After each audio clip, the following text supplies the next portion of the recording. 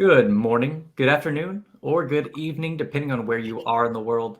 And welcome to this Techstrong learning experience brought to you by AWS and Kong. My name is Cody, and I'm the host of Techstrong Learning, and we have an exciting workshop ahead. Before we get things going, I do have just a couple of housekeeping notes I'd like to review. Today's workshop is being recorded.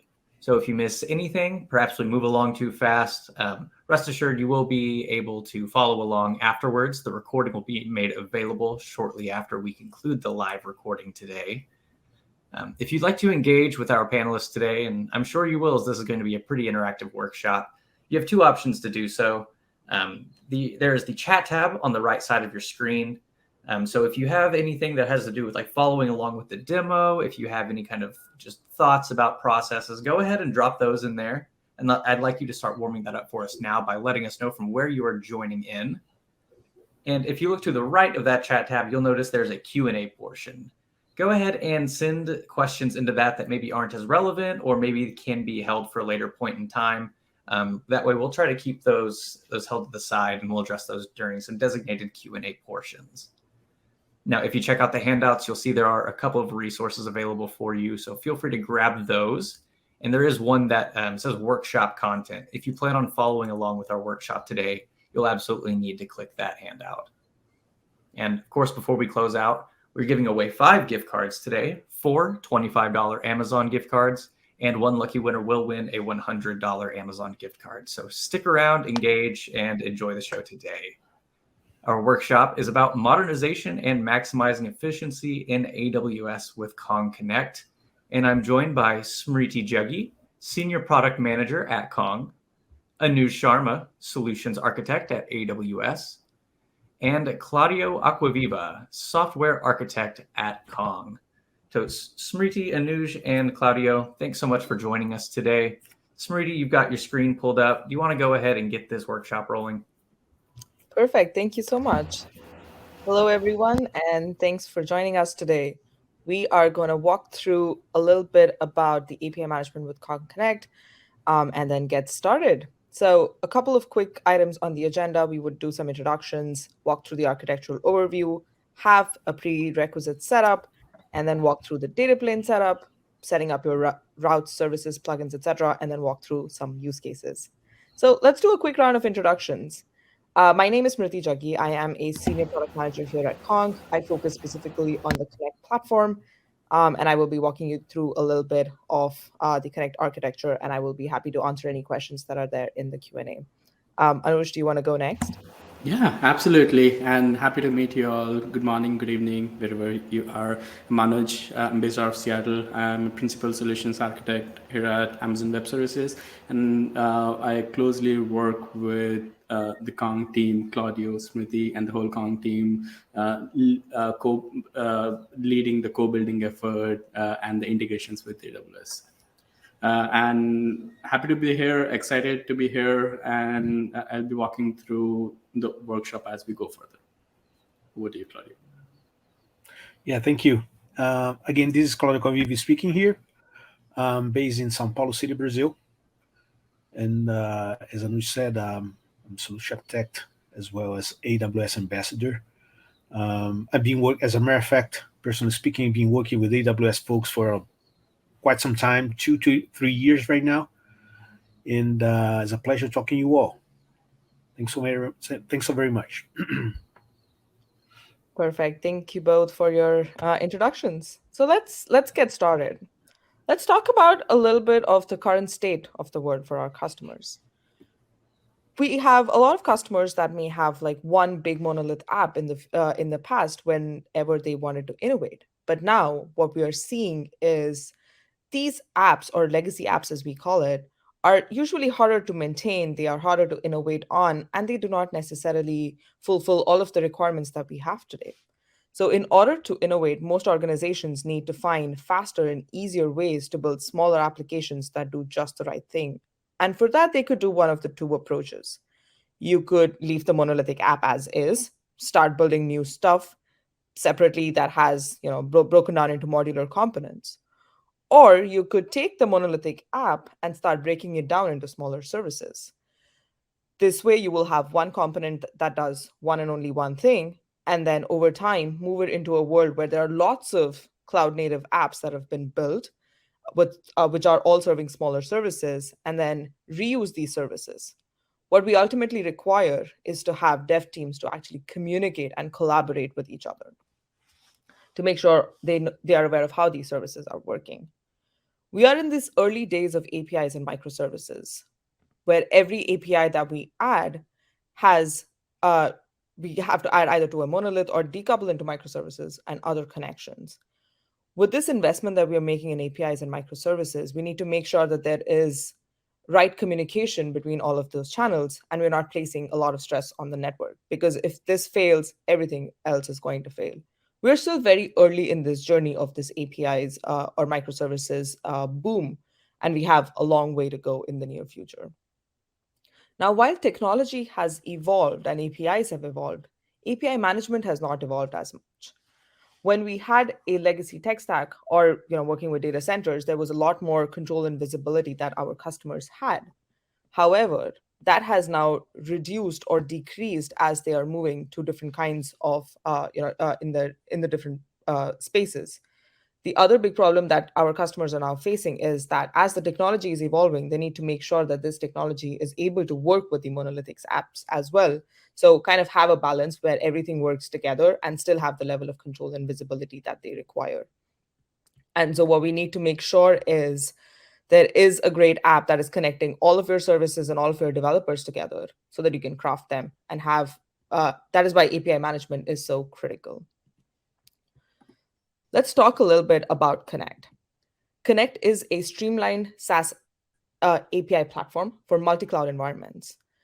With Konnect, we want to enable architectural freedom, meaning there is a single global control plane across any infrastructure of your choice, whether you do it on cloud, platform, or protocol. There is low operational burden for you to get started. You have fewer components that you need to do. There are less hassle on day two operations that you need to focus on, but you can just simply focus on getting your services up and running, which is your bread and butter. There is a way for us to boost developer productivity so that you have real-time visibility in your services. You have all sorts of plugins that you need to extend your applications. There are lightweight runtimes. They're all fast, and you can actually have developers be more and more productive with little time. We also want to make sure that everything is secure.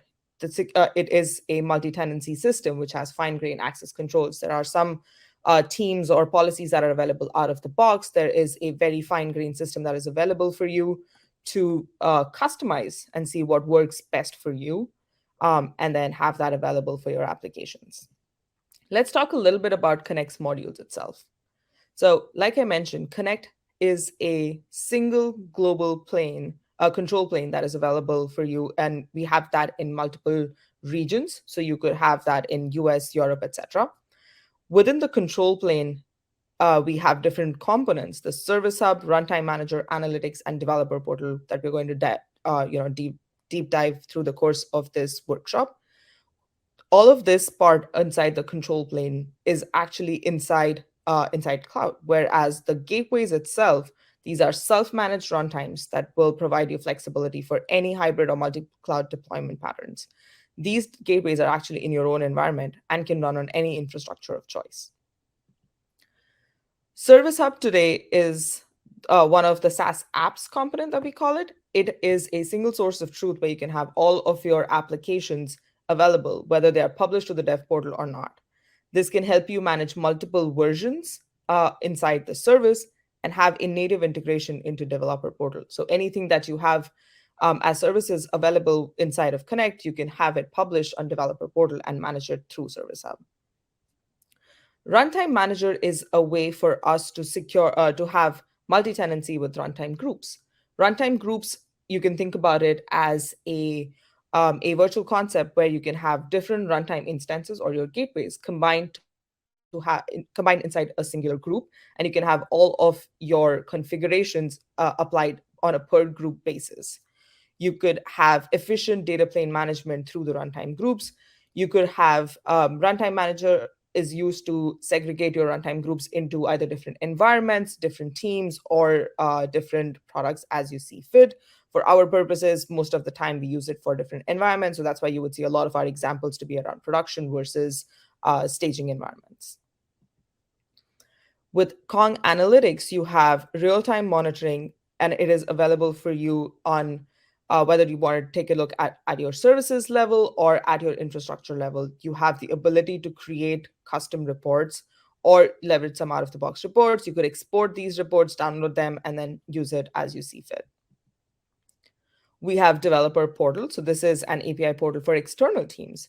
You can have developers sign up and manage through a self-service way. There is application registration that is available for you that you can handle through the API portal directly. We have flexible customization on the portal, so you can have the look and branding for your particular organization as required. And then the users can upload open API specs that is available for your customers to use. We have a very fine-grained permission system that is available inside of Konnect. So you have some out-of-the-box teams and roles that are available. You can add users in and out of these teams as you see fit. You can even set up SSOs through OpenID Connect for any of the identity providers that you wish to work with. We also have the ability to create custom teams where you can fine-tune what kind of permissions or roles that you want your teams to have, and you can go as fine-grained as to which service versus which runtime group do you want your users to have access to. And then all of this, of course, sits on top of Kong Gateway, which is the fastest gateway that is available to you. The fastest way to get started with the latest version of Kong Gateway is actually Konnect, where you can be up and running with your with the latest version of Kong Gateway within a couple of minutes. We have all the tools that you need available on Kong Konnect directly, and you can use and take advantage of the latest versions directly from there. And I am going to stop sharing my screen and kind of hand it over to Anuj to take you through the prerequisite and setup. Awesome. Thank you, Smriti. I'm going to share my screen and then let's get started. I hope everyone is able to see my screen. So awesome. Thank you again for an amazing introduction. Great product and really a good a co-building story when we talk about the modernization of the applications along with Kong Konnect. Right? So let's get started with today's agenda. I hope everyone is able to see my screen here. That is the link to the workshop content over here. You can click on the workshop content handout, which is given. And additionally, I'm going to paste the link in the chat as well for you all to follow us, follow with me hands-on, right? All right, so today we will get hands-on in deploying a Konnect data plane onto Amazon EKS cluster and connect the data plane back to Konnect SaaS. We will create a service, a route, we will enable plugin, and then we will walk through specific details on how do we do proxy caching, how do we do API key authentication, some of the common use cases which really adds the value of being at the gateway layer, right? And you can follow along with us when we are presenting the screen, or you can be hands-on. The content link is shared with you. We'll be following the whole content as it states there in the handouts, and we will go through the whole content end to end. All right. Before we get started, we will walk you through a few prerequisites. The first one being procuring an AWS account. For the purposes of this workshop, we will provide you access to temporary AWS accounts. You'll need to click on the link which is shared in public, which is like catalog, and I can paste it once again over here, something like this. And when you click on this link, it will prompt you to enter a sign-in method. Choose email, one-time password, sign-in method. And when you do that, it will prompt you to enter a specific email ID. Enter your email ID over here.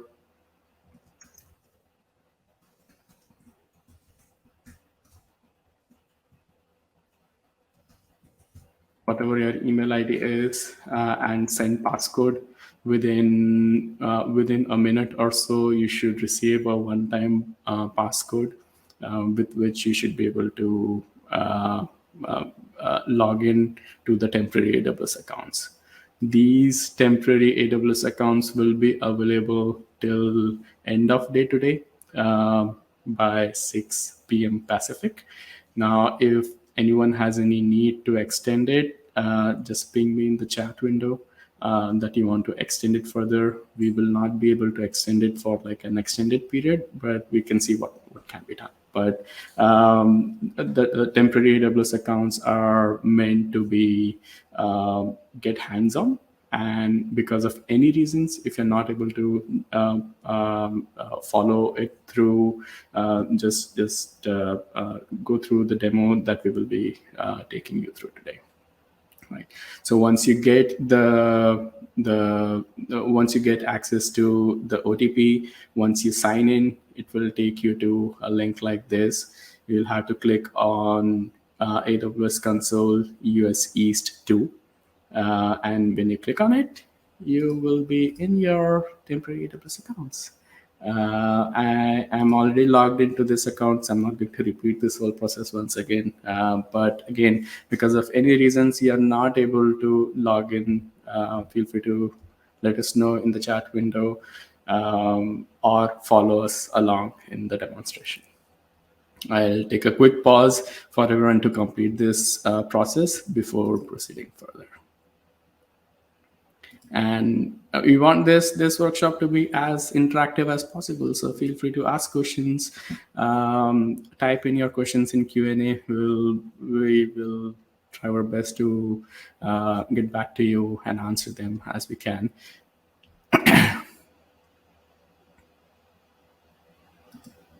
Awesome. I'll take a quick pause for you all to complete this this step so that we can continue forward.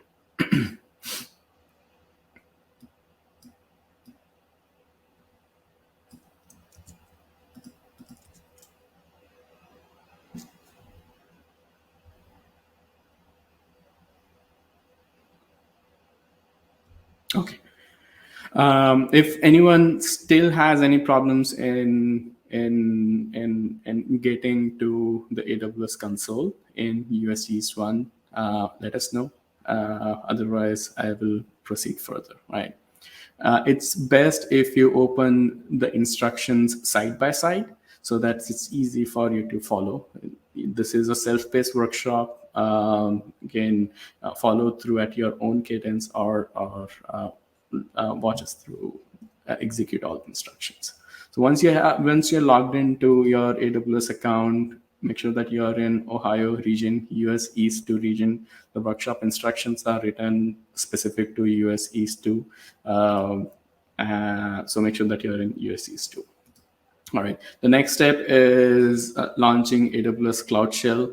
And AWS Cloud Shell provides you a one-stop shop to execute any command line instructions. It gets shipped with AWS CLI, and anything that you need to install, we will be installing few utilities as we go along.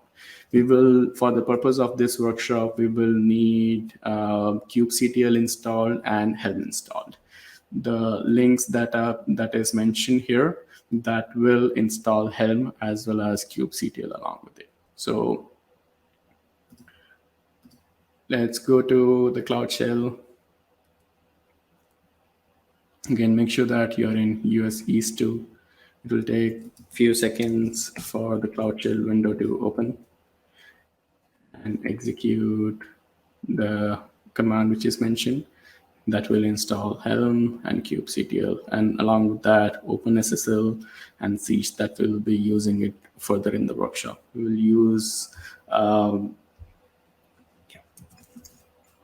so one important thing, as you will notice further in this workshop, when we are using Cloud Shell, it uses the role with which you have logged into the console. So if you do AWS SDS get caller hidden PT, you will will see that you are already authenticated against a specific AWS role so that you don't have to log in again. So that's a good functionality for using Cloud Shell. That you don't have to set up AWS CLI, you don't have to log into AWS or any other means to connect to your AWS account, specifically this temporary one that we have provisioned. All right. Once you have provision, again, if you're getting a warning like this, safe space for multi-line text, feel free to continue forward and paste it and ignore this message by clicking on this button, ask before pasting multi-line text, or feel free to get prompted for it. I would suggest that keep this box unchecked so that you don't get prompted for this screen again and again. All right. Next step, we will need a Konnect control plane. You'll need a subscription for Konnect control plane for the purpose of this workshop. Now, for today, you can follow this link to get a 14-day free trial of Konnect Plus subscription.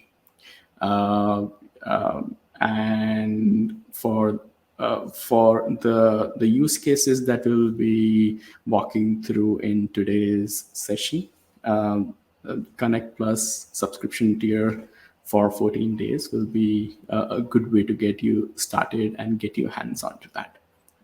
So in order to sign up for the free 14-day trial for Konnect Plus subscription, click on the registration link and enter your full name, organization, the email,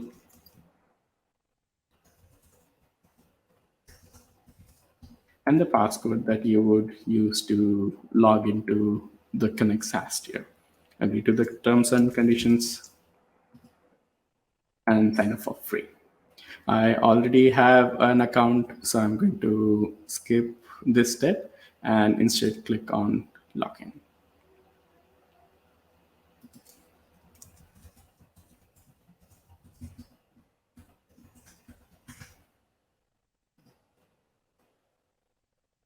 All right. Once you sign up and log in for the Konnect tier, you'll see on the left-hand side the navigation pane, Runtime Manager, Service Hub, Dev Portal is what we are going to interact in today's session.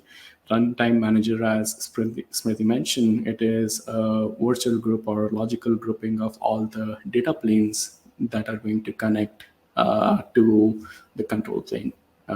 For today's session, we will be creating the data plane or creating the data plane on Amazon EKS cluster and connecting it to the default runtime group. We will also create a service and install a specific API. We'll walk through that in the instructions. So with this, this is how you would actually sign up for a 14-day free trial for Konnect here. And then comes Amazon EKS cluster. Now, for today's workshop, you will actually see that in the temporary AWS accounts, you will have a Kubernetes cluster already pre-provisioned for you. Pre-provisioning of a EKS cluster takes 15-20 minutes. We wanted to save that time. So you all should see a cluster named as Kong31 in your temporary AWS accounts.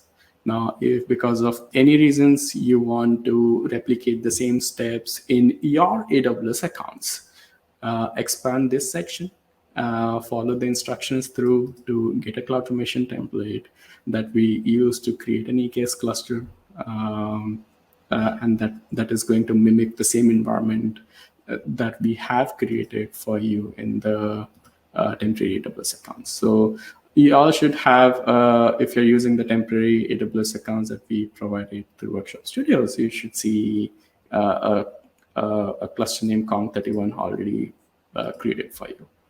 Now, you'll still need to run this step, which is AWS EKS update kubectl.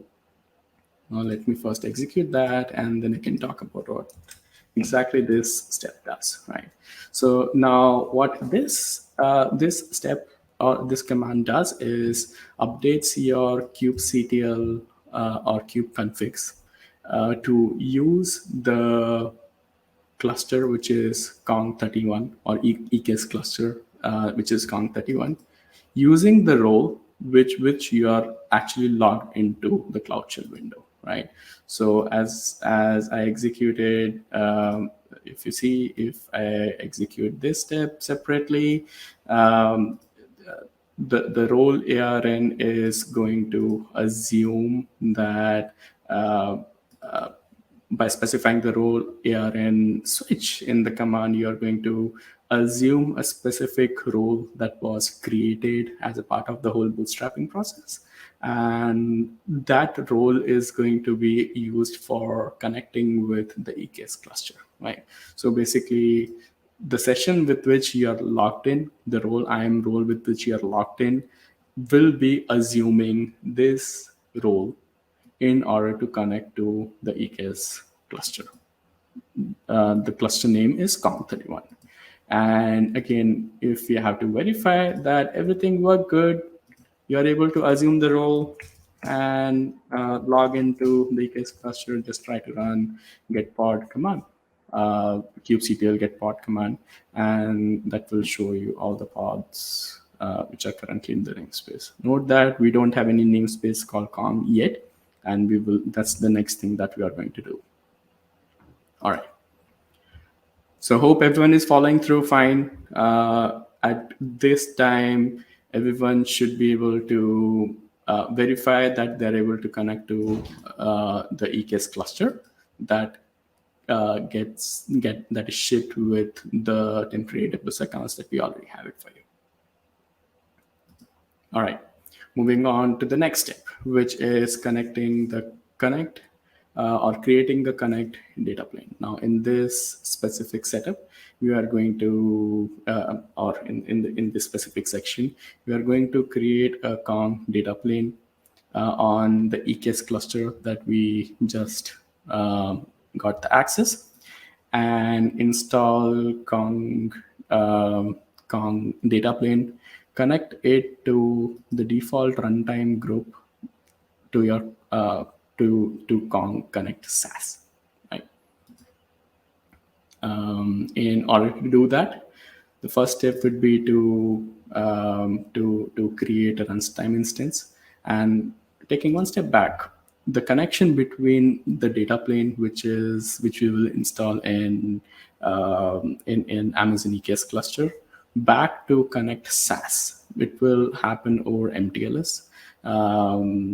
So that the data plane is able to instantiate a connection to the data plane, to the control plane over a defined endpoints, and we will see that. And the control plane, which is Konnect SaaS, is able to push any updates or any routes or services that we create back to the data plane.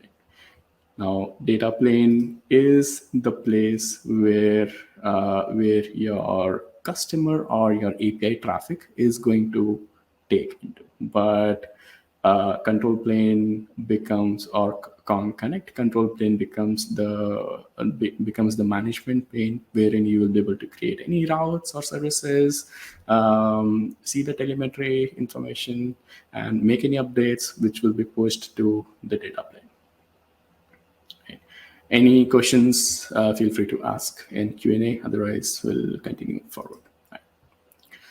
All right. So the first step is to create a new runtime instance. Now, we logged into Konnect. We went to Runtime Manager. We went to Default Runtime Group. Currently, we didn't have any runtime instances which are connected to the default runtime instance. We will add a new instance. And out of the 8 different options here, let's select the Kubernetes one, because we are going to use, we are going to install the data plane in a Kubernetes cluster. And follow along the instructions here, right? You can see the instructions in the content that we have shared, in the workshop content that we have shared. So the first step would be to create a namespace for Kong. can do that, copy the command, paste it over here. That's going to create the namespace. Next step would be to add a repository for, or add a Helm chart repo for the Kong data plane installation. Next step is updating Helm to make sure that everything is looking good. All right. At this point in time, if you do kubectl get all -n Kong, you won't see anything. It's just a plain namespace that we have just created. All right. Next step is to generate the certificates. As I said, we are going to use MTLS, which will require a public key and a private key. We will, once we create the certificates, we are going to mount the keys as a Kubernetes secret and refer that in our Helm installation values to connect back to the control plane, right? So let's walk through the instructions, right? So first step is to generate the certificates.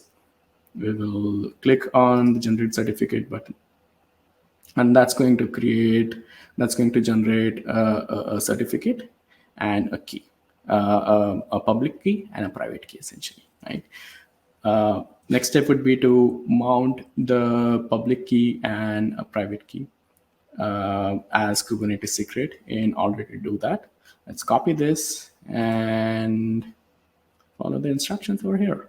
We clicked on the generate certificate button, and then we are going to copy the generated cluster certificate from Kong UI and paste it into our Cloud Shell window.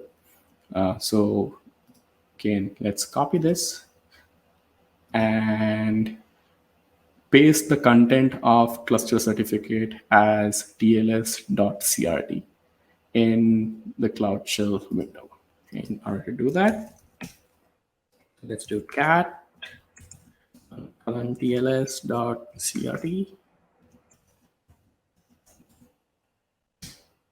paste the content.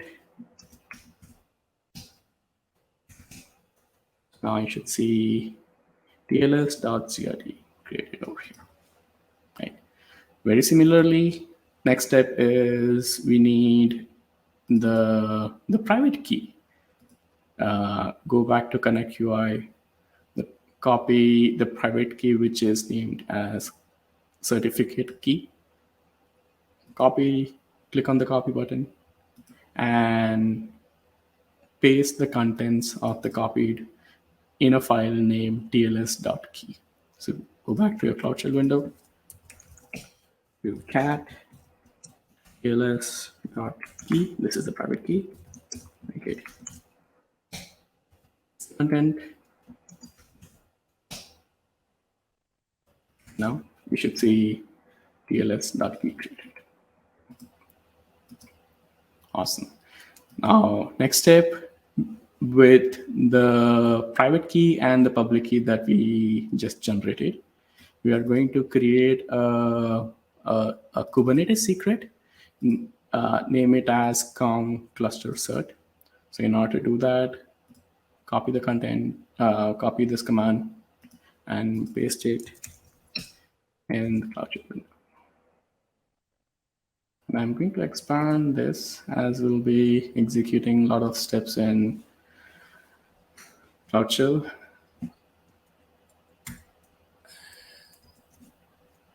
Should be able to see.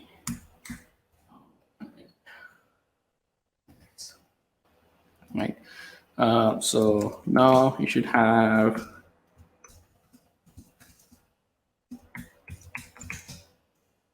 a secret name Kong cluster cert that should be created in Kong namespace. Remember, secrets in Kubernetes are namespace object, so it is bound to the Kong namespace over here. All right. Next step. So that essentially covers the first step, which is making all the prerequisites which are required, generation of the Kubernetes, generation of a public key and a private key, mount the public key and a private key in a Kubernetes secret, And next step is what we will do now to actually install the Helm chart for Kong data plane, which will connect back to the default runtime group that connect back to the default runtime group, right? And again, that's going to use the Kubernetes secret that we just created. Now, in order to do that, let's follow the next steps in Konnect UI. So we did created the secret, and now we're going to use the configuration parameters in terms of values file, right? Kong UI generated the values file, which you can copy and paste in the Cloud Shell environment. And let's do paste it as values.yaml. So we will do first, let's create a file which is values.yaml. Paste the content that we got from Kong UI. And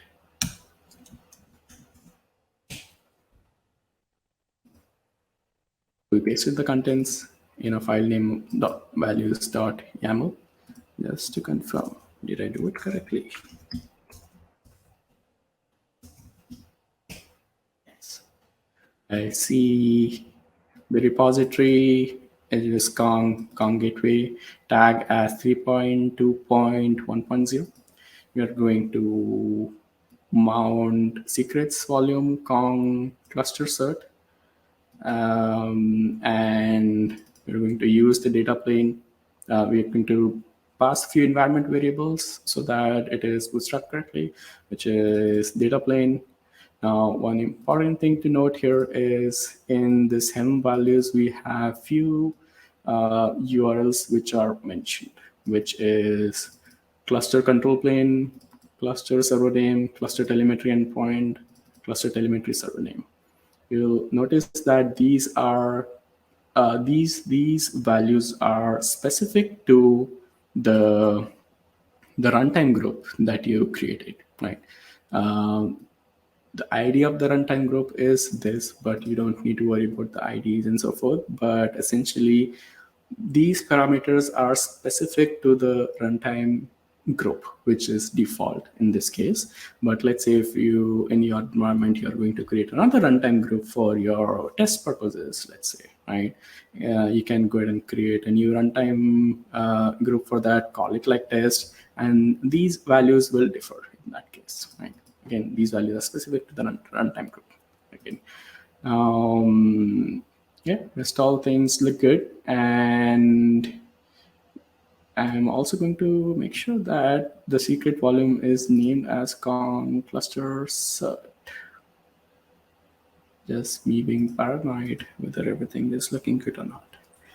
So we can do kubectl get secret Kong cluster cert, and that should look good. All right. So the values file look good. Next step is installing the Helm chart with the values file that we created. Again, copy this command and paste this over here. Let's wait for the installation to complete.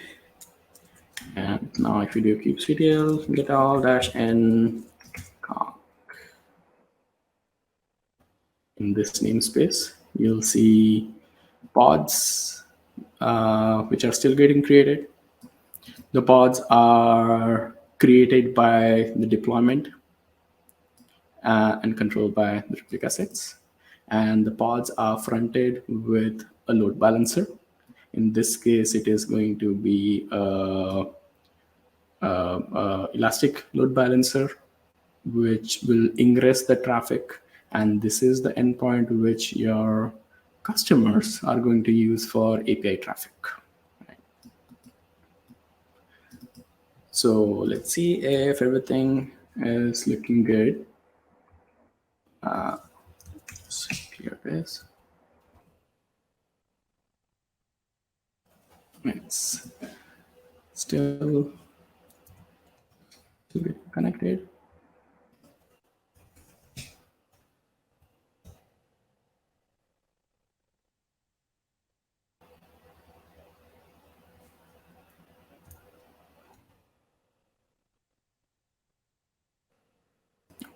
Looks like it is erroring out.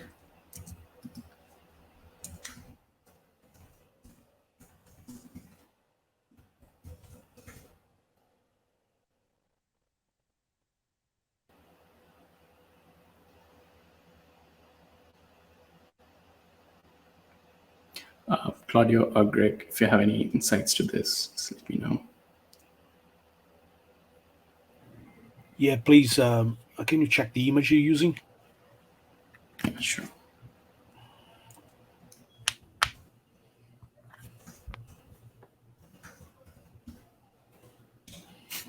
So in this one, 3.2.1.0. Yeah, can you please use 3221 instead? 3.2.2. 3.2.2.1. Okay, so I'm going to. Yeah, and then run Helm update for your deployment. So we need an editor here. I don't have it here, so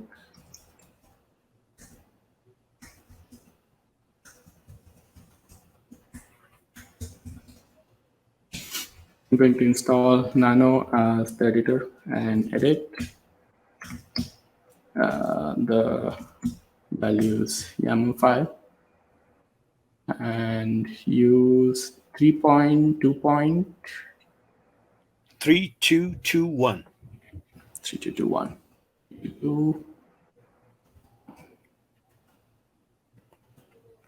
And yes. So again, cat values.yaml 3221, and now to helm up helm ls and conk. So conk. Okay, so helm 8 conk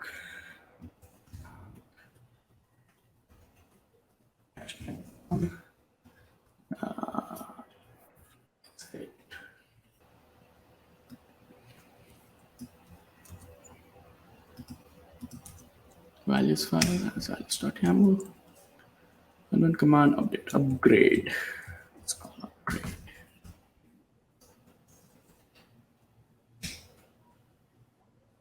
Pass to resource.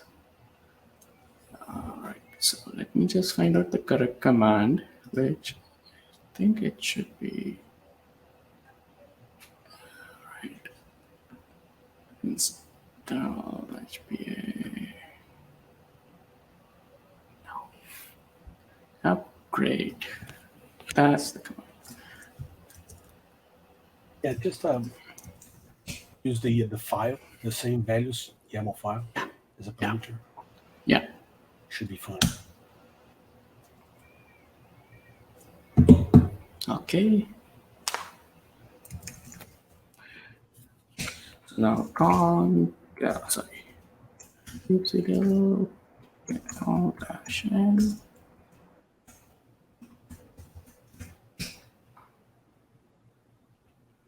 All right, so this one is coming online, looks like, which is good.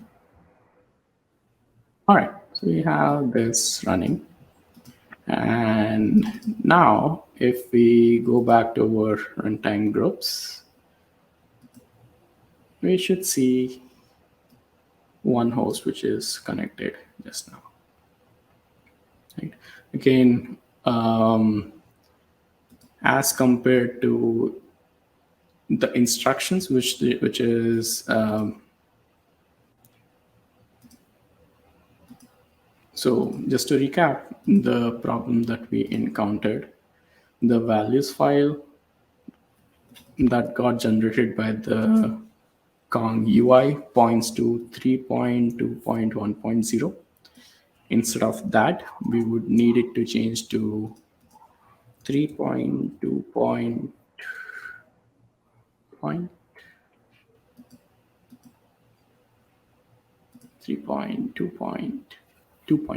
Yeah. 3.2.2.1. Yeah. So I'm going to paste it in the chat as well.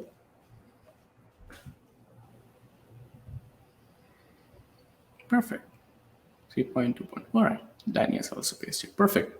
So that's great. So just to move further in the workshop. So we were at this step. And we were able to see the data plane connected, which is great. And now we're going to export the data plane endpoint, which is this external IP. Again, as I said, it is going to be a Kubernetes service and a load balancer of which is Elastic Load Balancer, which is going to front all the API traffic and ingress into the Kong pods here. Right? So we will export the data plane. Sorry, we will export the.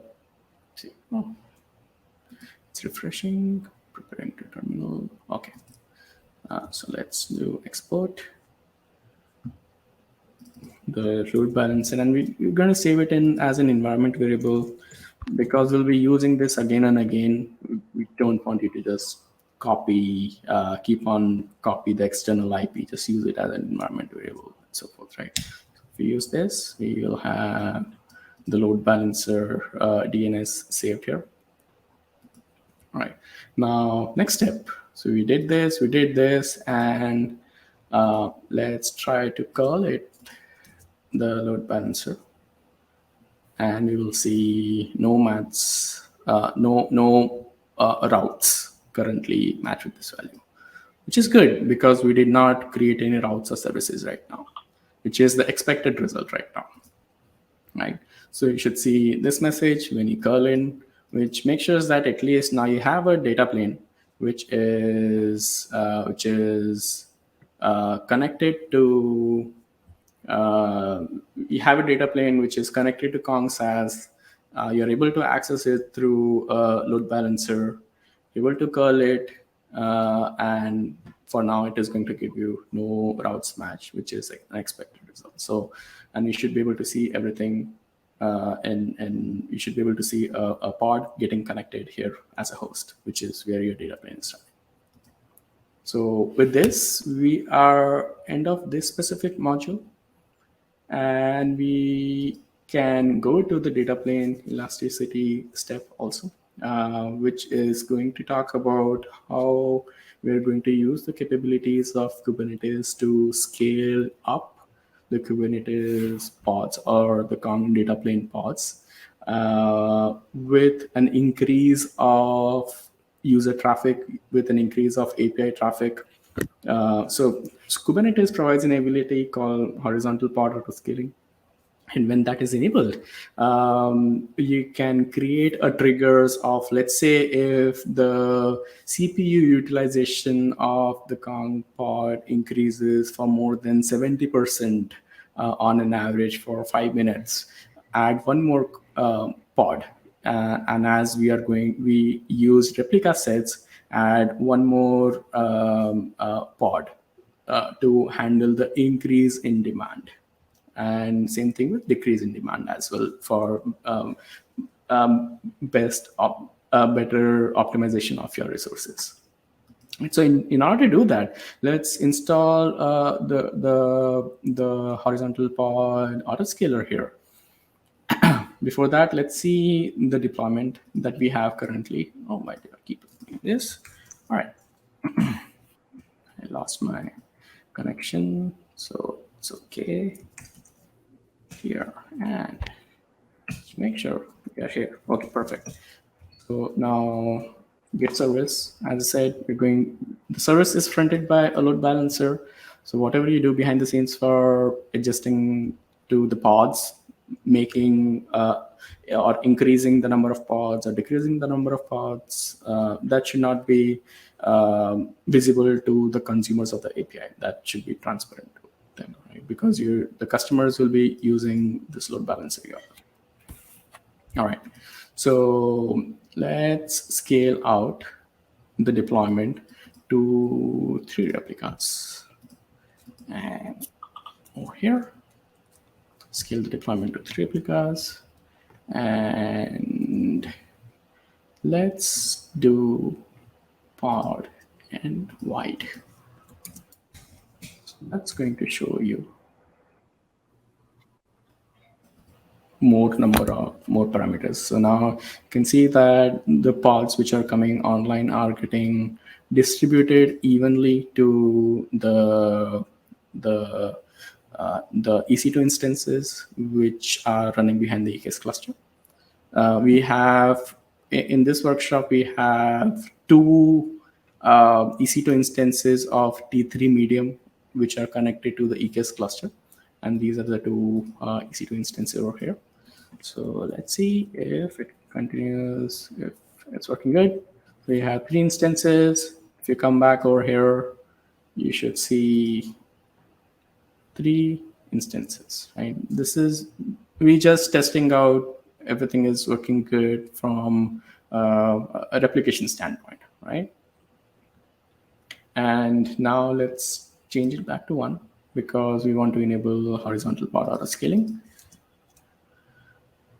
Test out to 1. So we should see 2 pods getting terminated, and we should have only 1 pod running, which is great. Next step is to install horizontal pod autoscaler on Kubernetes. In order to do that, first step is to install the metric server. Metric server ensures that all the necessary metrics of the pod are getting collected, which is what horizontal pod autoscaler is going to tap in and utilize and create its trigger on. Right? So first step, install horizontal pod autoscaler. Install metric server.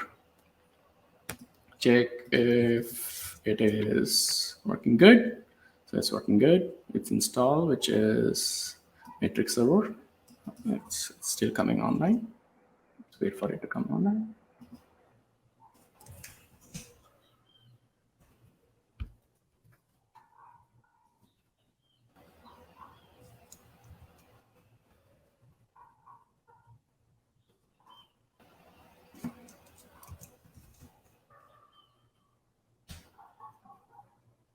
All right, so we have the metric server up and running now, 36 seconds, good.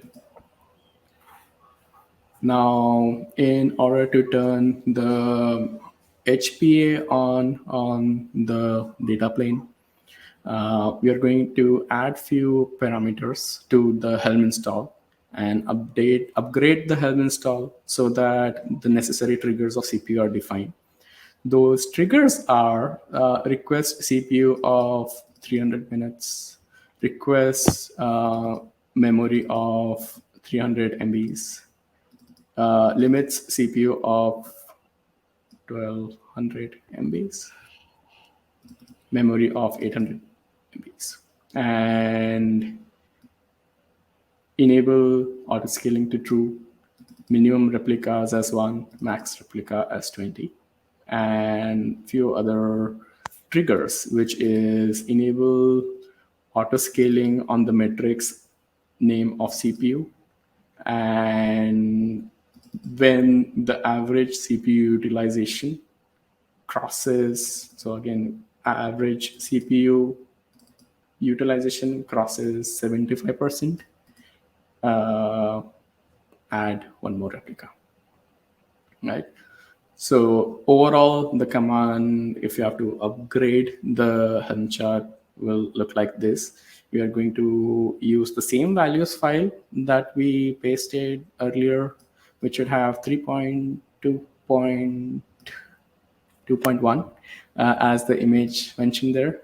So you're not going to modify that values file, but additionally specify few parameters and additionally pass few additional parameters to make sure that it's up and running.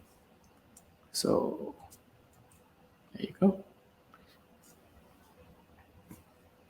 All right. With this, let's see if everything continues to work. We did a Helm upgrade, so we are good. It's up and running. The previous one got terminated. The new one will come online, and you should see that getting reflected in Kong also just in a bit, as the previous one is still getting terminated.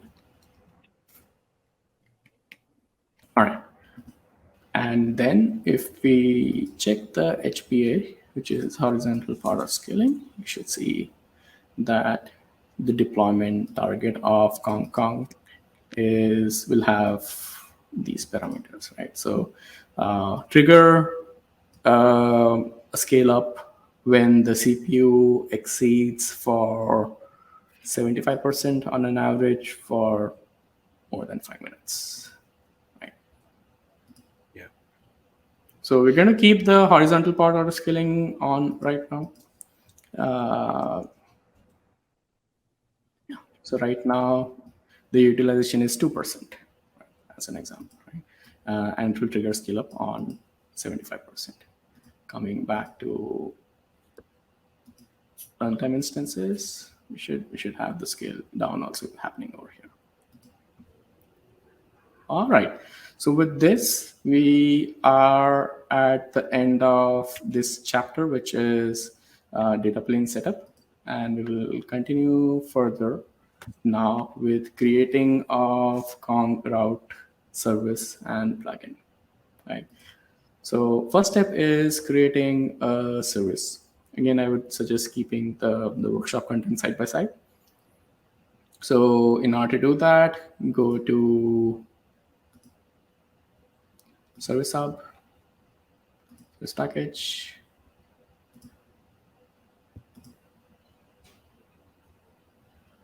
and add a new service.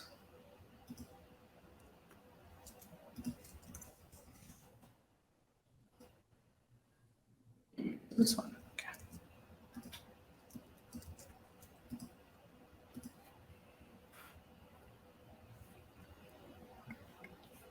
Next step. Once you have the service up, let's create a new version of the service. So new service version.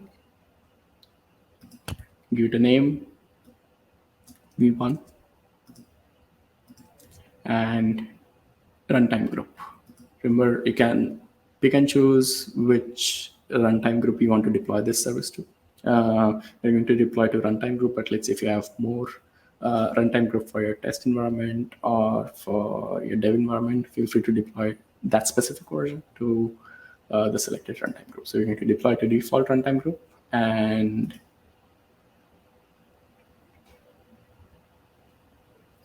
click create. And the next step is defining the implementation of the service that we just created. So in order to do that, we will create the implementation of the v1 version, which is deployed to the runtime group, point it to http-bin.org, right? So that when customers, and make it available to /route1 route, right? So that when customers go to the load balancer or AWS load balancer for your data plane and go to /route1 route, the implementation will take them to http-bin.org, right? And we'll see how to implement further use cases on top of similar routes or these routes, right? So imagine that you have many such routes. You have route 2, route 3, route 4, route 5, and you want to implement common parameters like proxy caching, or you want to enable API key authentication, request transformation, and many else, right? You can define that at the gateway layer and not worry about the underlying facade. You just implement your services, make them available to a specific route, and implement these common layers at the gateway, and let the gateway handle these common layers, right? So in order to do that, let's create a new implementation. Gateway service. In this one, we're going to use a name of gateway service 1 and point it to the upstream URL, which is going to be this one.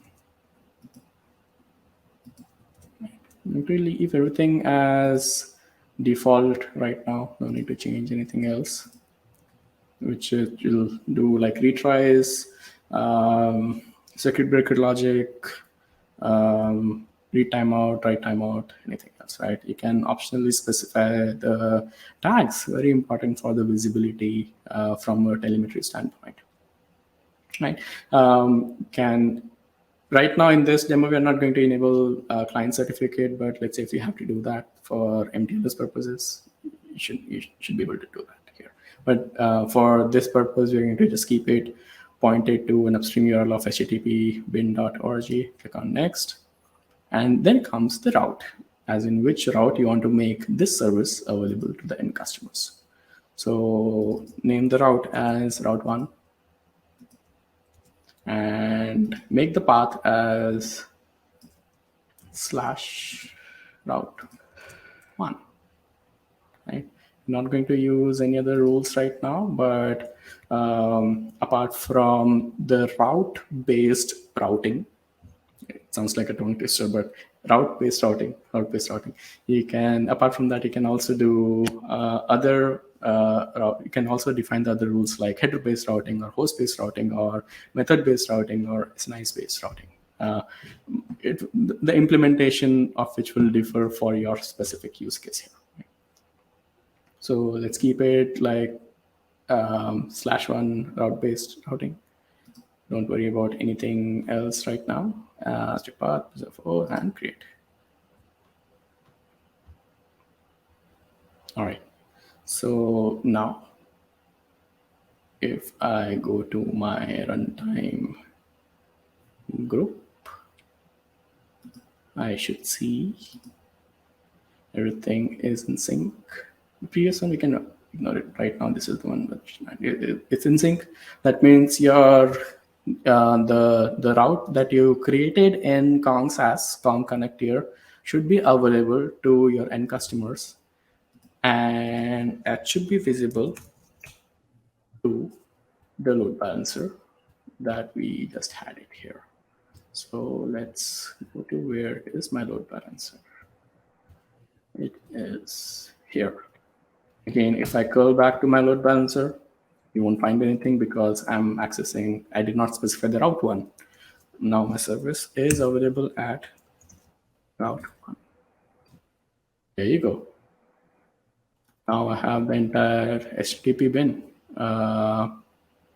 as an upstream service proxied through Kong gateway available at /1 route.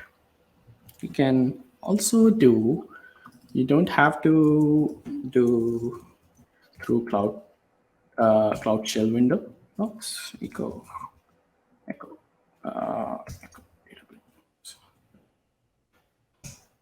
you can, sometimes it happens that if you have access the data plane load balancer through Cloud Shell environment, the DNS is cached for a few seconds based on the detail that is defined.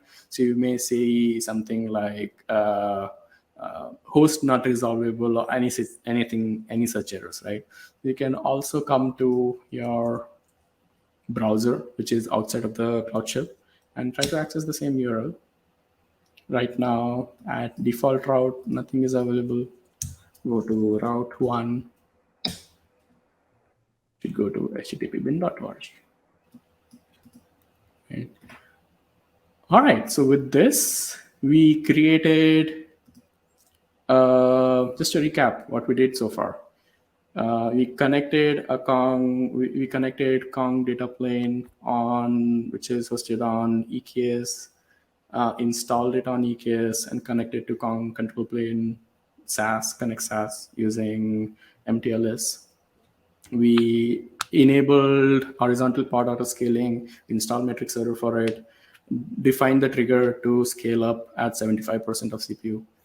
We enabled, we created a service, named it as service 1, implemented the versioning as v1, and implemented that version to point it to a specific route, which is /route1 route, so that when a customer enters through the data plane URL, which is a load balancer, and access the /1 route. It proxies to the upstream that we have defined. And with this, Claudio will walk us through the next steps, which is how to address the common use cases like proxy caching, rate limiting, response transformation, which is very common for probably all the microservices that you have in your ecosystem. Everyone will be kind of going through this, and instead of having this logic coded for each and every microservice, you want to implement that logic at the gateway layer so that you're able to focus on the business logic of your microservice rather than focusing on these common functionalities. All right, and one more thing, you should be able to see the analytics right over here, as in what is how many requests that you received at /route, what was the field request, or if there was any field request, what was the throughput, what is the P99 latency, which is pretty sleek, 381 milliseconds, all the way to HTTP bin route. Awesome. With this, I will pause and hand over the control to Claudio to talk about the remaining of the workshop and take us through the journey of implementing the common use cases over here. Over to you, Claudio. Sure. Thank you, Anuj, for your nice introduction. So let me start sharing my screen here. Hope you can see it. Not yet. Not yet. Yeah, hold on. Yeah. Can you see it now? Yes, it's loading. Okay, yes, good. You can see it. Okay, good. So just again, before moving on, I'd just like to emphasize some constructs, very, very important constructs. As a matter of fact, Anuj has gone through the fundamental constructs, the const service and const route. They're two main objects we provide. So again, just a quick recap here. Const service is a way to abstract one endpoint your application is providing at a given moment. So you're not exactly exposing anything, just defining an abstraction, giving it a name, and then again, to be able to connect with your application. Again, you're going to consume the endpoint provided by your application. On top of the service, Anuj has defined what we call the const route. That's how you finally expose the service, therefore the upstream city behind it, to the outside world. So the combination of the two of them, very, very fundamental, as I said. The relationship between the service and route can be one-to-any. So one given service can have multiple routes. I should say that's very, very common usage of the service and route. Very, very common. Again, defining one service and then multiple routes based on the same service. What I'm going to do right now is to go a little bit further, because again, as you can see, the gateway, the data plane to be more precise, is playing a proxy role. Not really doing much, but instead, receiving requests, routing these requests to the upstream service. And by the way, the upstream service you're using is HTTP bin. So again, we're going to explore how to move on, to apply policies this time in order not just to expose the service with your routes, but to control the exposure with the specific policies we have in the API gateway layer, more precisely again in the data plane layer. So again, before I get started with the use cases, again, you are supposed to have your Kubernetes cluster. The very first thing to do is to check the pods. And here's my pod, single one. As you can see, the data plane deployment is so easy. Just a single command, helm command, and you're going to have your data plane. Of course, you can use any other AWS runtime, not just Kubernetes, not just EKS. ECS, EC2 with auto-scaling group and so on. All these runtimes are fully supported by us. We're using Kubernetes because Kubernetes brings out of the box very important capabilities to support data plane. For instance, Anuj just showed us how to turn HPA on, which is very, very important to address, to support a massive collection of requests the data plane is supposed to handle. So again, Kubernetes is our preferred runtime, but then again, feel free to try the other AWS runtimes at the same time. From the control plane perspective, they're all data planes. So it really doesn't matter where the data plane is running in a given moment. So again, here's my pod. Here's my Kubernetes service.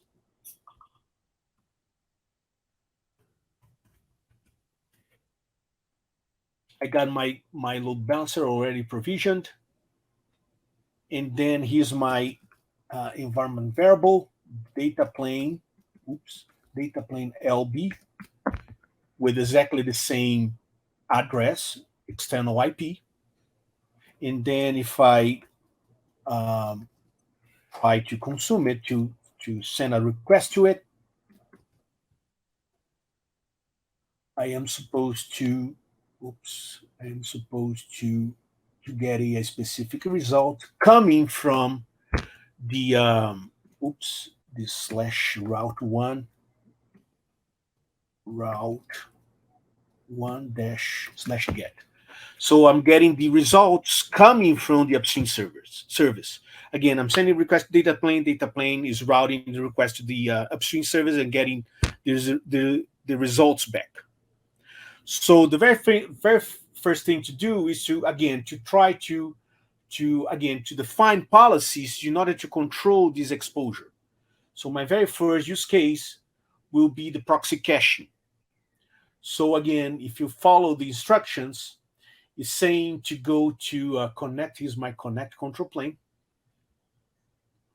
And then is asking you to go to Service Hub, more precisely, to the service, to the route we have defined. As a matter of fact, we're going to apply to the service first. So here's my service, and I'm going to the version, v1, and then I'm going to add a plugin to it. So the plugin, the same way service and route play a very, very important role, the plugin is as important as, because again, that's how you're going to define policies for your APIs. If you click on add plugin, you're going to get redirected to the specific plugin page where you can check the extensive list of plugins we provide. So for instance, for authentication, if you click on view more, you're going to see the specific plugins we provide just to implement authentication processes. As you can see, you can implement it using API keys, mutual TLS, OIDC, basic authentication, LDAP-based authentication, and so on and so on. The same thing, you can check the security, other security-related plugins in order to implement the IP restrictions, for instance, blacklist and whitelist for IP addresses.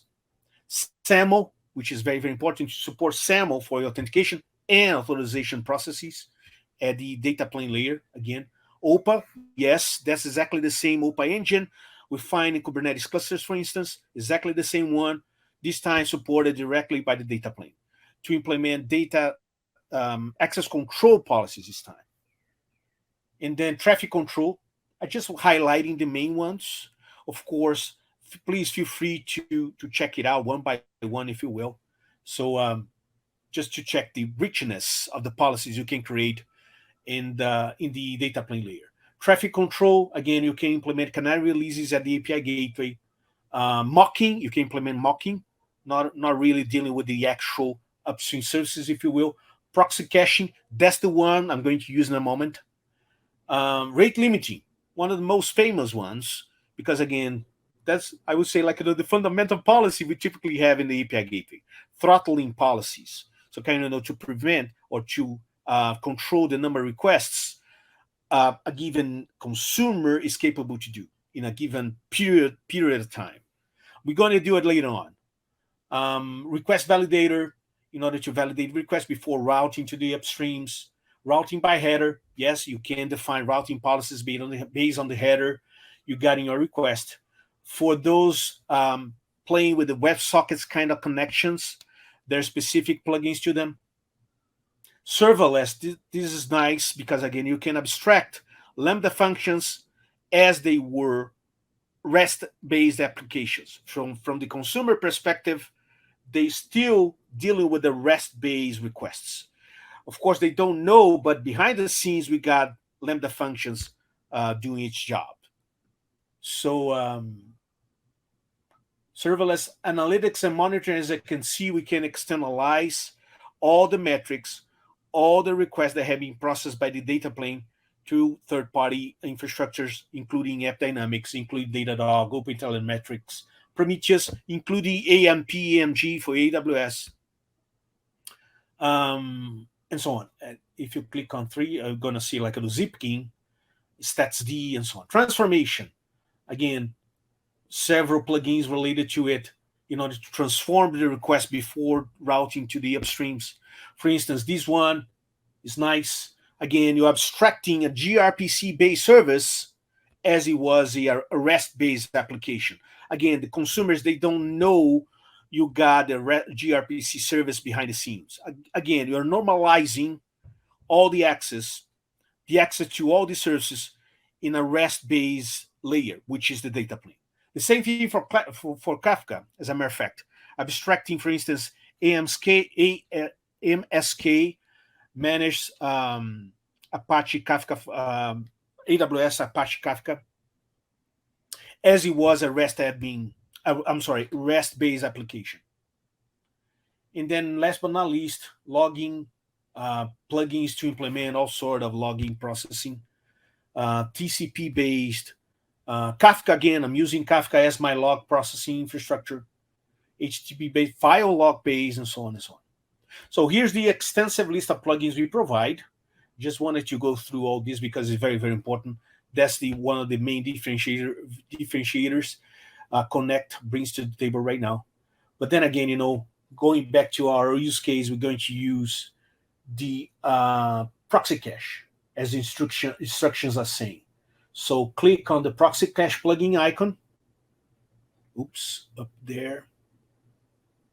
Traffic control. The proxy caching. And then you're going to get redirected to a specific proxy caching configuration page.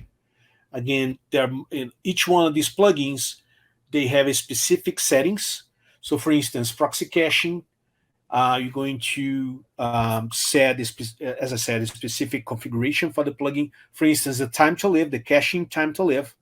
So for instance, by default, 300 seconds. Let's make it shorter, 30 seconds only. And then another thing, very, very important, to set a strategy. This time we're using memory, meaning that the data plane is going to use the memory to implement the caching by us. So the thing is, we provide also another plugin. It's called Proxy Cache Advanced. Advanced is capable to externalize the caching for you using Elasticache for Redis, for instance. And then again, the data plane and Elasticache for Redis are going to play together in order to implement your caching. But this, to keep our life easier, let's use the memory strategy here. And then again, here's my service. The service got a proxy cache plugin enabled to it.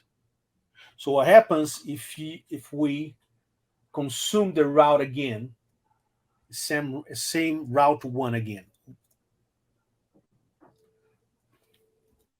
Let me clean this up.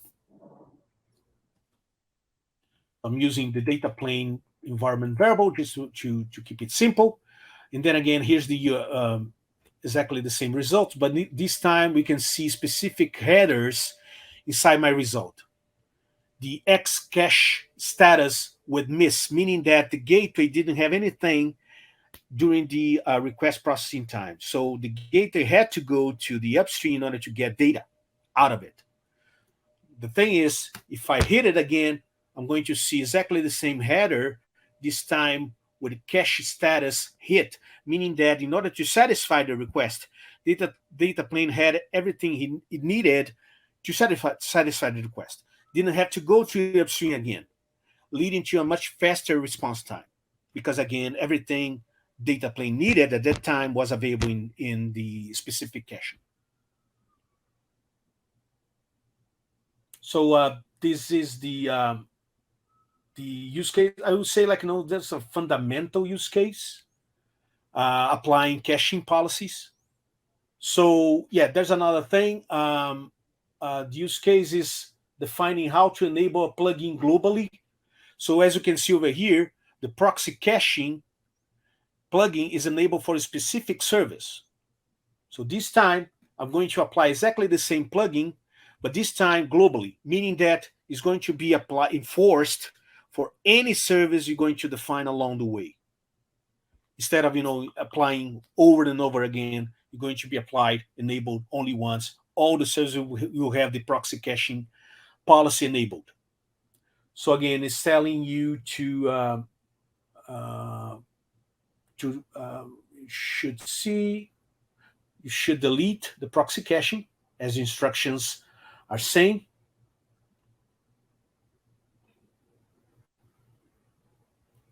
So no more plugins. Again, click the add plugin. I'm not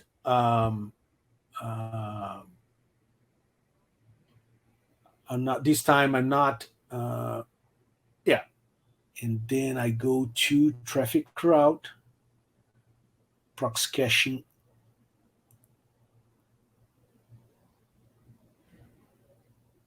Where's proxy caching? Again, 30 seconds in the memory.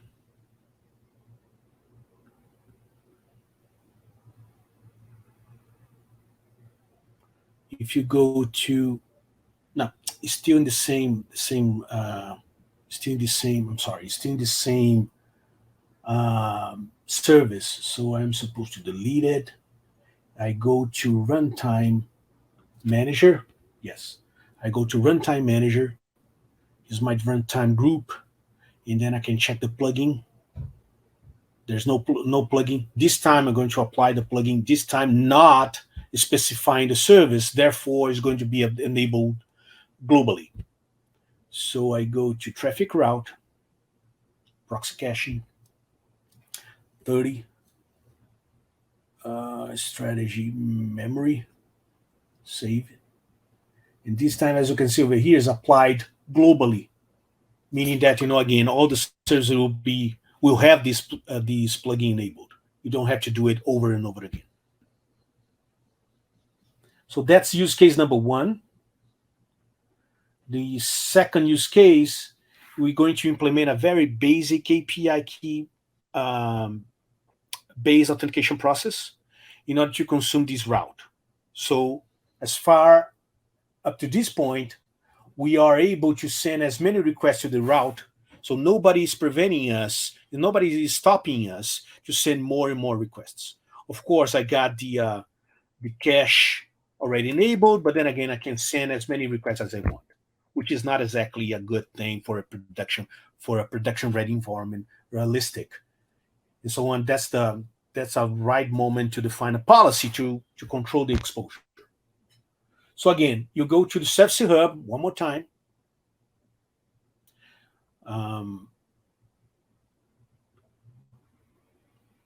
This time we're going to apply to the route. So you go to V1, that's your version. If you scroll down, you're going to see your route. And then you see the plugins tab over here. So it's slightly different setting this time. So the first proxy caching plugin we enabled was enabled for the service. Now we're going to enable to a route, meaning that if you define a new route for the same service, the new route won't have the proxy caching, whatever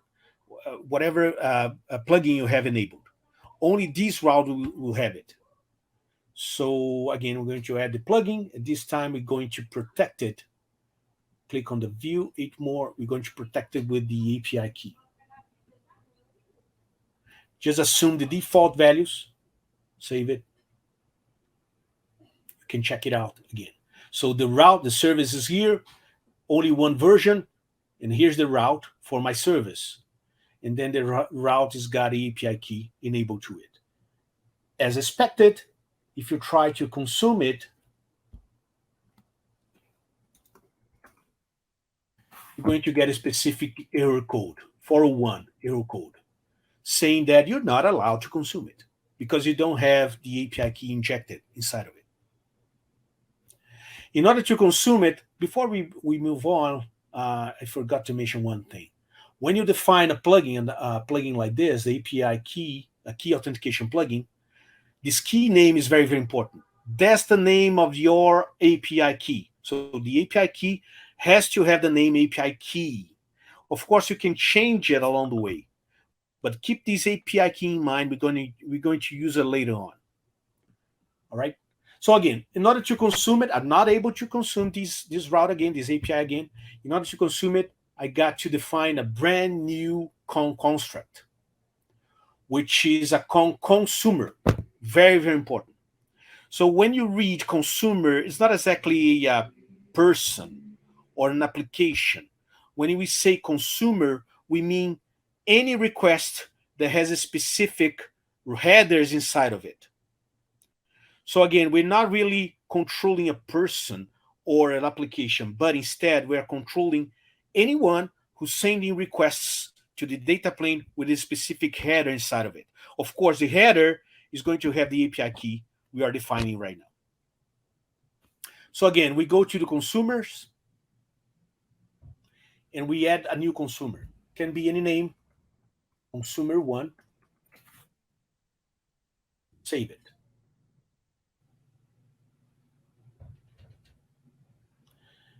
As you can see, the consumer is over here. You could click on it. The very first thing to do is to define credentials. What defines this consumer? That's the point. I have to have something defining this consumer. The thing is, the only thing I got available for me this time, at this point, is the API key. So I'm going to define an API key for this consumer. The API key, as the instructions are saying, you should define your API key with this very basic key, 1, 2, 3, 4, 5, 6. Of course, you can define it as you want, or if you don't do it, the Konnect control plane is going to define it for you. So again, here's the my API key, and here's my API key over here.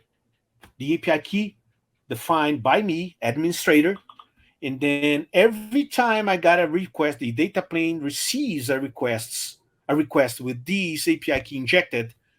That's how the data plane is going to identify the consumer. Oh, that's consumer number 1. Okay, good.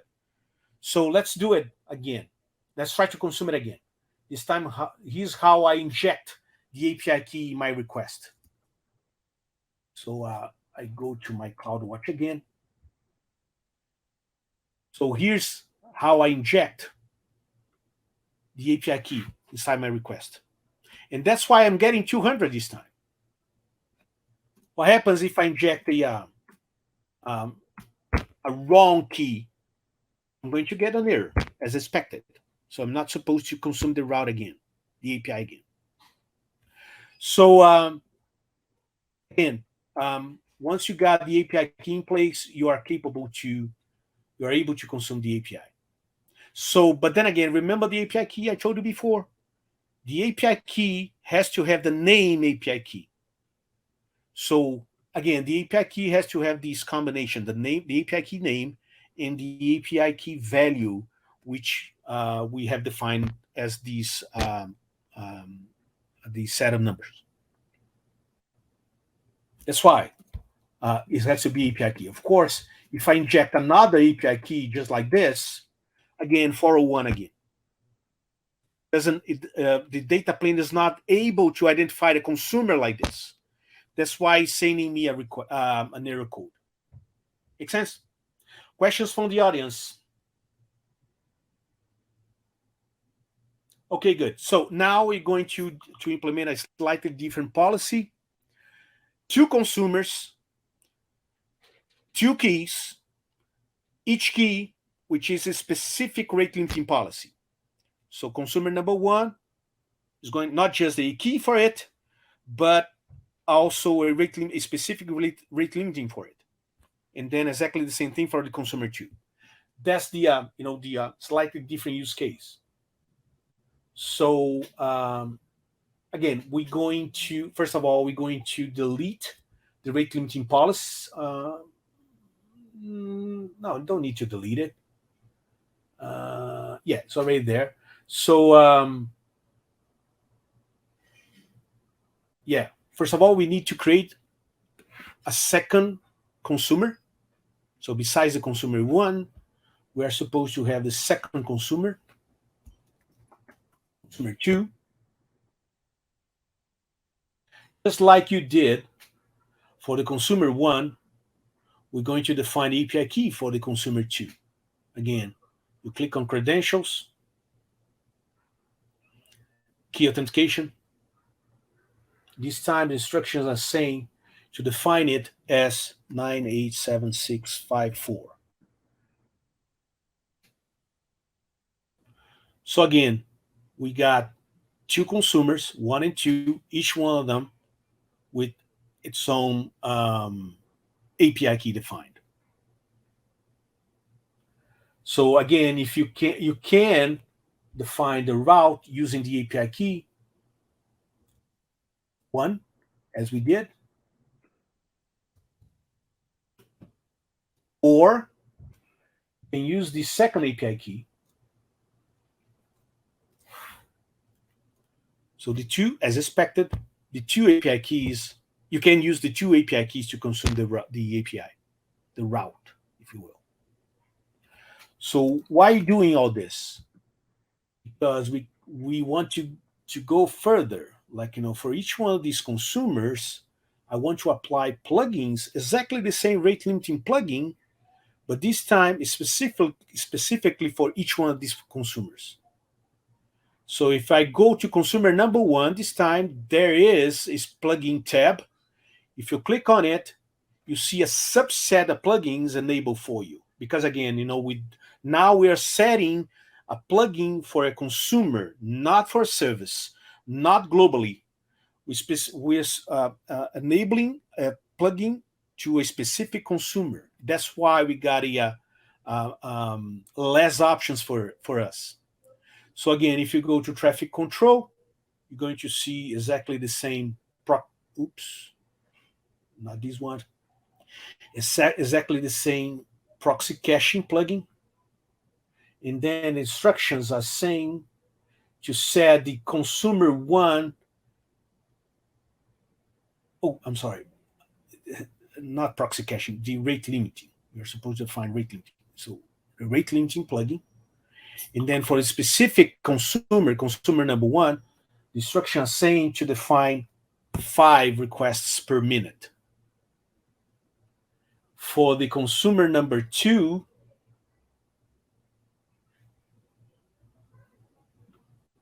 we're going to define a different policy, a rate limiting policy, but different one.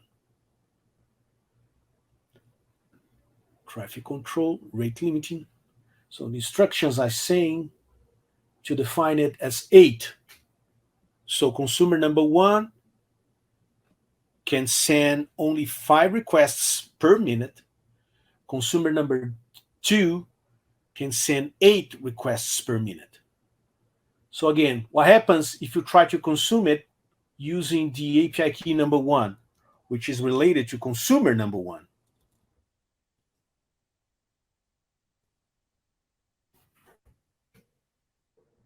You are supposed to see specific headers, first of all, but this time specific for consumer number one. What happens if you try to consume it by using the second API key, therefore the second consumer? You have a totally independent policy in place. 2 policies at the same time. One specific policy for each one of these specific consumers. Make sense? And then, of course, if you try to send requests to it, you're going to get errors. But then again, the API number one is still be there, with different policy. You still be able to send requests using the API key number one. Or 429, meaning that you have reached the rate limiting. So what happens if I try to consume the first API? It's still there, still there. So that's the API key and rate limiting plugins playing together. So protecting the API with the API key and controlling the exposure with the rate limiting.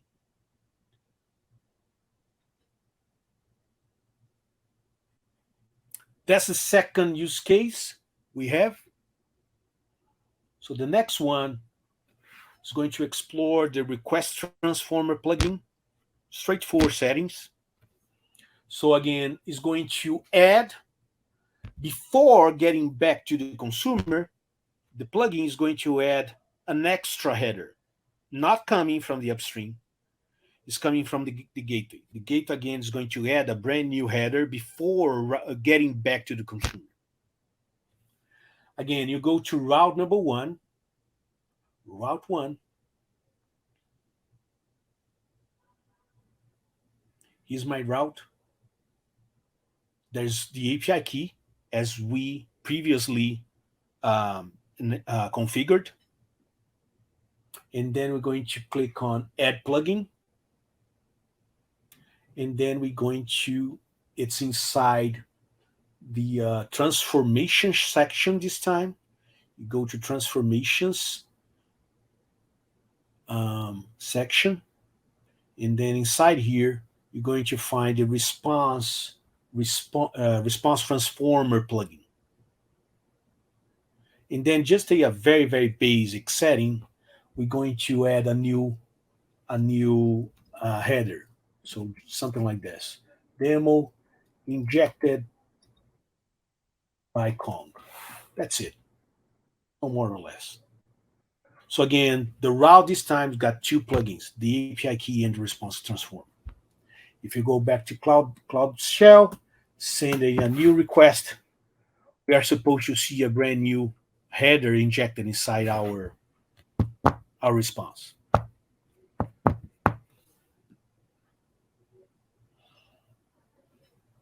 Make sense? Questions?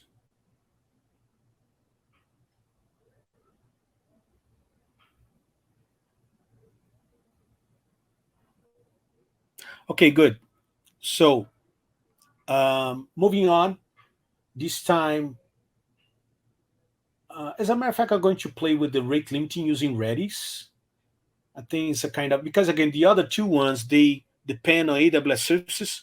You can do it whenever you want, but then let me run the Redis based use case, because we don't depend on AWS service. Of course, I'm going to deploy Redis in our Kubernetes cluster, but of course, you can have your existing Redis infrastructure, for instance, AWS Elastic Cache for Redis already in place, and then you can set the plugin in order to consume it instead of the Redis I'm going to deploy inside the same cluster. So again, that's the way you usually do. Like the plugin, as a matter of fact, is going to rely on external Redis infrastructure you have already in place. So first of all, let's create a new route. Oh, as you can see, all the use cases there are independent from each other. You can go over then again. The workshop is public. You can go over through it again whenever you want. All these use cases, they are independent from each other. So feel free to play with that again and later on, if you will, when you have time and so on. So first of all, let's create a new route. We're going to call it a route 2 for the same service. So here's how you go to the service hub. Here's our service, the version. The version is got only one route. We're going to define a new route for it. So route number 2, f/route 2.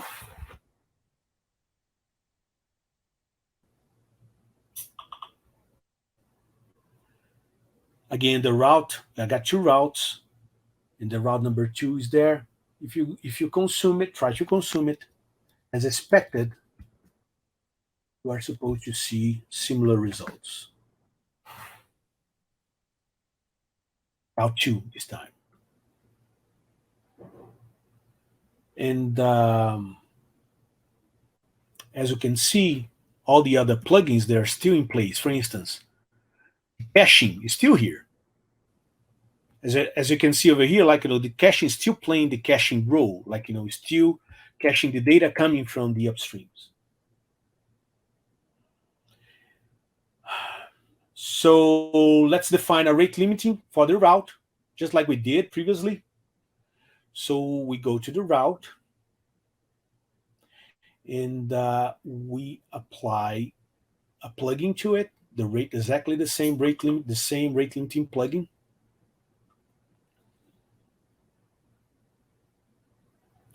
This time is asking to define a 5 time a minute. Go. Okay, the plugin is here. The route to route is here with a single plugin enabled to it. So now I'm going to consume it in a different way. So just a section. Just a second, please. Oops. Yeah. I'm going to starting a loop consuming the route. That's why I leave this second terminal open here. So clean this. Starting a loop. Oops, I got to set my load balancer. Let's play with this one.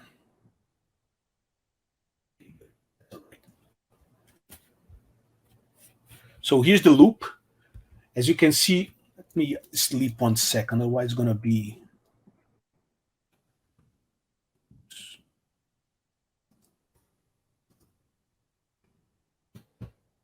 Otherwise, it's going to be too fast.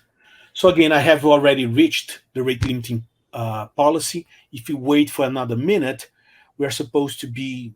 We are supposed to consume the route again.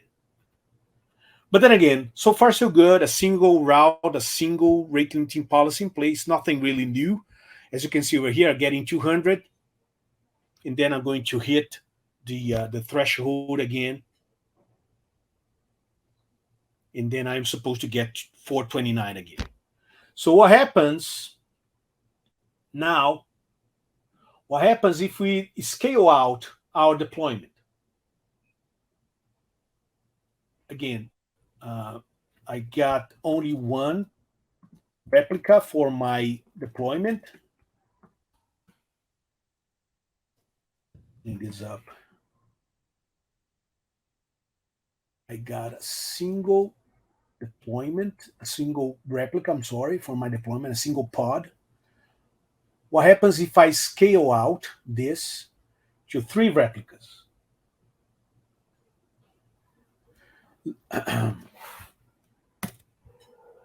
So spinning up new pods. As you can see here, I got 3 pods. They're getting started.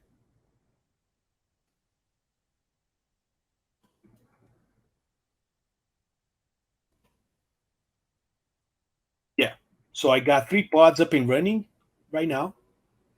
In fact, if we go to Konnect and check the runtime group again, as expected, we are supposed to have 3 more pods connected to the control plane. As a matter of fact, I got 4 because I was running some tests before the workshop. That's why you see right now.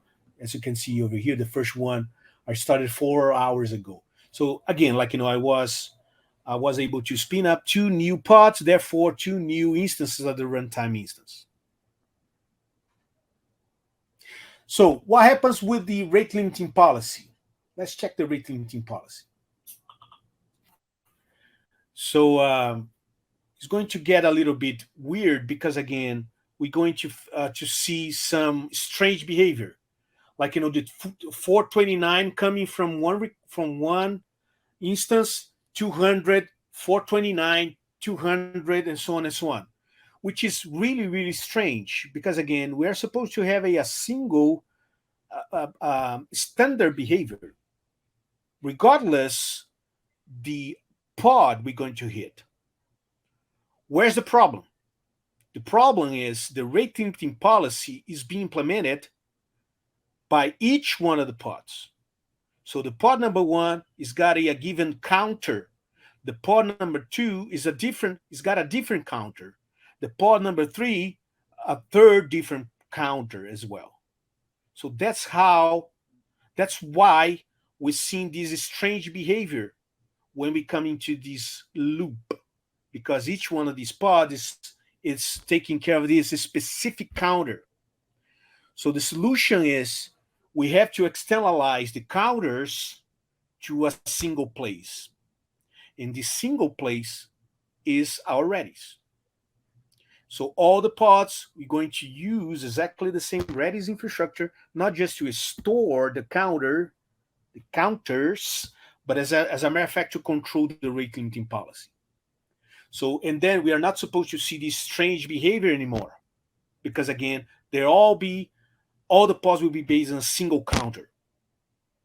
So let's deploy the Redis infrastructure for us. So the two basic kubectl commands to deploy a Redis.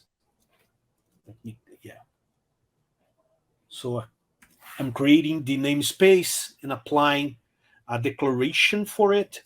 You can check it out. kubectl get pod.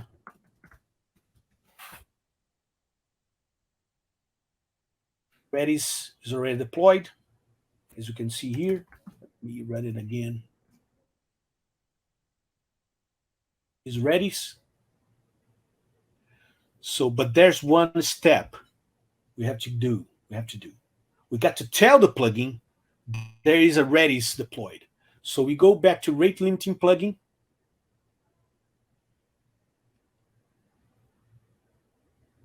Yeah, I'm going to the route, much easier.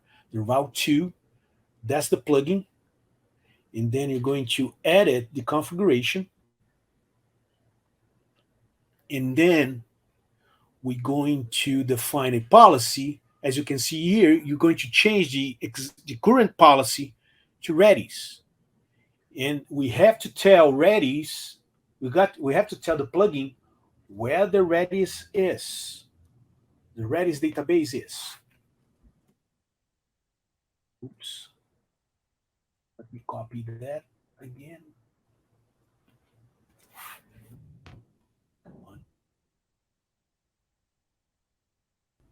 Okay, good.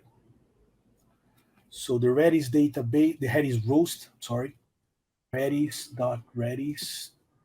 svc cluster local. What is that, by the way? What is this? That's the fully qualified domain name Redis has deployed for us. So if you check the Kubernetes service related to Redis, that service, all namespaces, is the Redis service. Is located inside the namespace, the Redis deployed in the namespace Redis. That's why I'm using this. Redis, the service Redis deployed in the namespace Redis, and here's the standard FQDN, the Kubernetes FQDN, the fully qualified domain name. That's how one service can, you can refer to an existing Kubernetes service. And then we're going to save it. Boom, just changed the rate limiting policy. This time consuming external Redis. So again, if you start checking the results coming from our loop, you're not supposed to see that strange behavior any longer, because again, all the pods, they are relying on the Redis in order to deal with to store the counter, therefore to manage the uh, the rate limiting policy for us. So that's it. So you wait. You can start the loop yourself and wait the uh, the new behavior. We still got 8 minutes left. Not sure if you have enough time to go through the two other use cases. Maybe just wanted to talk a little bit about it. These are quite important because again, OpenID Connect is one of the main. And when we come to the API security topic, one of the main plugins we provide in order to implement OIDC based authentication processes. Not just authentication, but as well, you can use OIDC to implement some authorization policies as well. But then again, we're going. If you go through these use cases, you're going to get your plugin, the OpenID Connect plugin, configured to consume a Cognito infrastructure. So you are supposed to have your Cognito IDP already deployed, and then the plugin is going to rely on, you're going to have this handshake with Cognito in order to implement the OIDC authentication process, regardless the grant you want to implement. So for those familiar with OIDC, you can implement all these grants, authorization code, client credentials, and so on and so on. That's it. I invite you guys to go through it.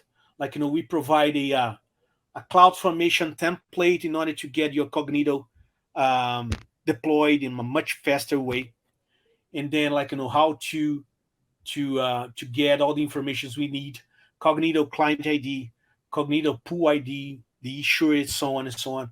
And then we start configuring the specific OIDC plugin in order again to get this connection with the Cognito infrastructure in place. And then, of course, you're going to use it. The use case exploring the authorization code flow. You can implement other ones like, again, as I said, client credentials and so on and so on. Last but not least, there is another nice use case available: abstracting a Lambda function. So this time we're going to expose a Lambda function as it was a REST-based application. Again, from the consumer perspective, they don't even know you got a Lambda function behind the scenes. The gateway is abstracting the whole thing for you. Again, applying the same plugins, rate limiting, caching, whatever you have done. But then again, behind the scenes, you actually consuming a Lambda function you have already in place. So again, the Lambda function, as a matter of fact, is quite simple. The point is to explore the integration point between the data plane and the Lambda function. Nothing really specific for the Lambda function itself. Of course, for a realistic use case, your Lambda function is going to have all the nuances, the business logic in there, and so on and so on. Again, my point here is to explore the integration point with data plane. So yes, as I showed you before, there is a specific plugin to integrate the AWS Lambda function, and please feel free to explore it as well, and so on. So we still have 4 minutes to go. Not sure. I think we're pretty much done here, and not sure if you guys have questions about use cases.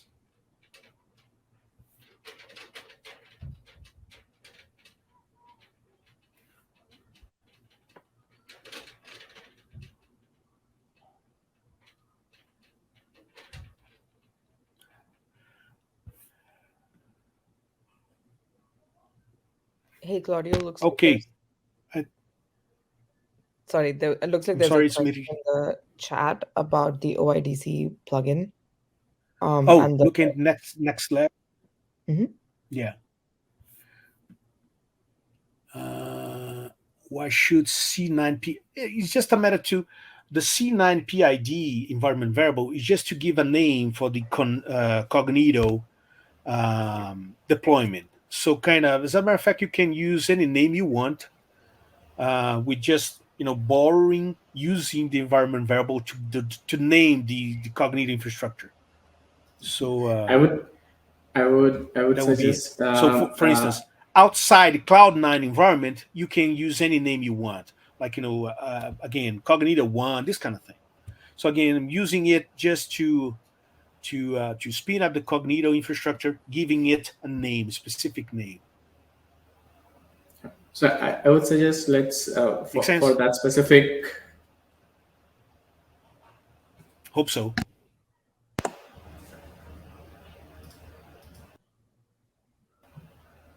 Hey, am I audible now?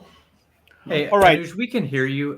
Claudio, Yes. I guess you aren't able to hear Anuj at this point in time, but Anuj did have something he wanted to chime in. Yes, I would suggest. I cannot hear him.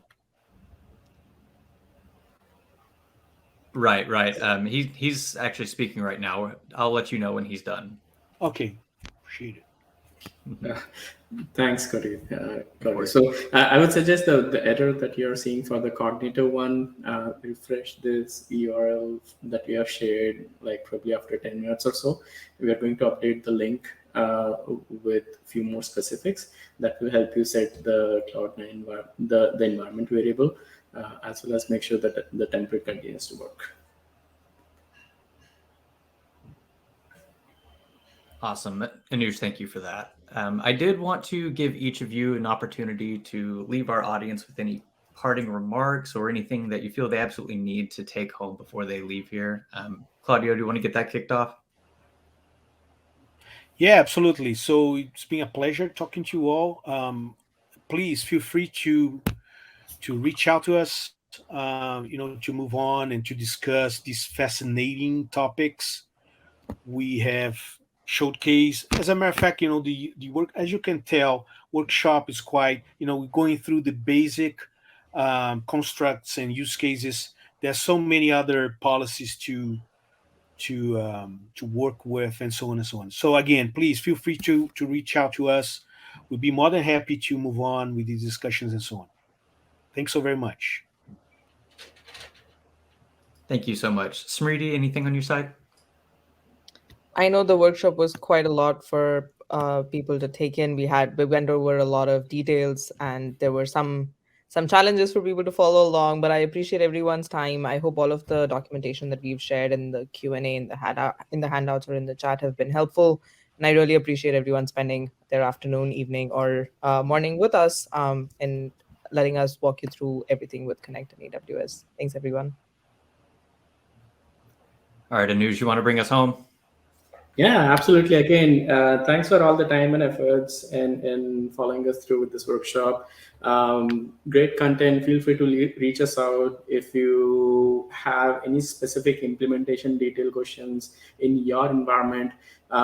We, as in AWS and Kong teams, will be more than happy to run the same workshop within your specific environment as well.